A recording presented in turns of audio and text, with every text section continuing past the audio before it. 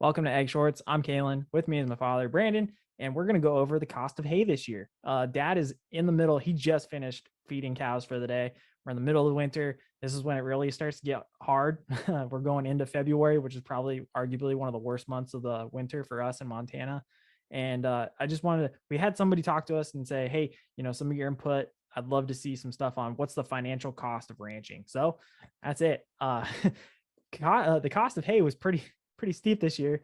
And so I just wanted to ask Dad, what exactly was the final bill on the hay, and what do you do to try and maximize that? Because it was reaching deep into the pockets this year. So what's the best way to maximize that usage of the expense for 2021 going into 2022? I'm watching things a lot tighter. Normally we're in the neighborhood of, with trucking and the hay itself, we're normally in the neighborhood of about $35,000 a year. To This have the year, hay purchased and then shipped to you. and then brought in, trucked in.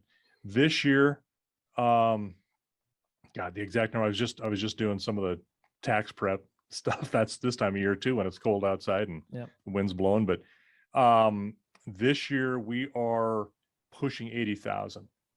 So you went from 35,000 typically for shipping and purchase of hay to 80,000, which is 45,000 more than what you normally. You're well over double what you normally do. Just a little over double now. So, I mean, you watch your cattle anyway. When you're feeding, and this is a different type of feed. We normally feed grass hays because I like them a little bit more close to what an animal is going to forage on their own.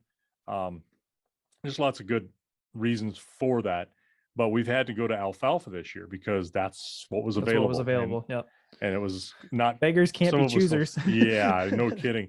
Sometimes thieves can't either. Not that we've stolen any, but I mean, you've had a hunch way before we got camera system set up and the hay yard brought in.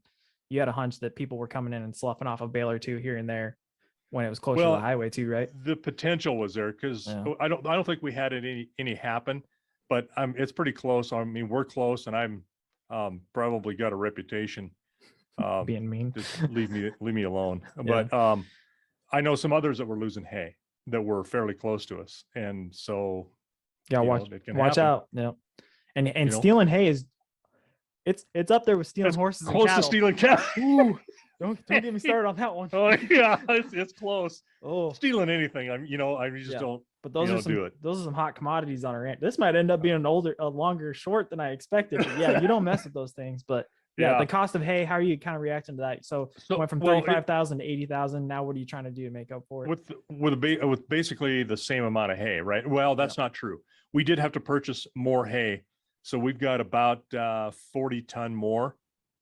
But it's because we had to start feeding earlier too, because we didn't have any grass. So, and so they're even though you're feeding and there's no snow on the ground, they're still trying to graze, and they're trying to graze something that there's nothing there. Right. On our winter pasture because of the drought and the grasshoppers. The drought would have been okay because we did have some growth, but those grasshoppers absolutely wiped it out. So when you're feeding, you're watching your animals anyway, horses and cows, doesn't matter what it is. So I'm looking at them, watching them, but I'm watching them a lot closer this year, even way tighter than I normally do.